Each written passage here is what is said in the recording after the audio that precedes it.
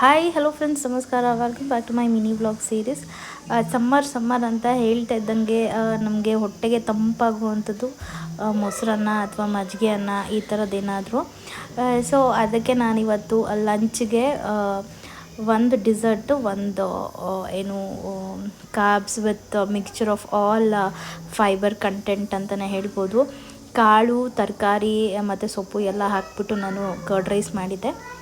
ಅದ್ರ ಜೊತೆಗೆ ಸ್ವಲ್ಪ ಚಟ್ಪಟ ಟೇಸ್ಟ್ ಇರಲಿ ಅಂತ ಅಂದ್ಬಿಟ್ಟು ಕ್ರಾಂತಿ ಸ್ವೀಟ್ಸಿಂದ ಮಿಕ್ಸ್ಚರ್ ತೊಗೊಂಡು ಬಂದಿದ್ವಿ, ಅದನ್ನೇ ಇತ್ತು. ಸೊ ಹಾಗಾಗಿ ಇವತ್ತಿನ ಲಂಚ್ ಮೆನ್ಯೂ ಈ ಥರ ಇದೆ ನಮ್ಮದು. ಸೊ ಸೆಕೆ ಅಂತ ಫೀಲ್ ಆಗ್ತಾಯಿತ್ತು. ಅಷ್ಟರಲ್ಲಿ ಈವ್ನಿಂಗು ಸಡನ್ನಾಗಿ ಮೋಡ ಆಗ್ಬಿಟ್ಟು ತುಂಬಾ ಜೋರಾಗಿ ಮಳೆ ಬಂತು.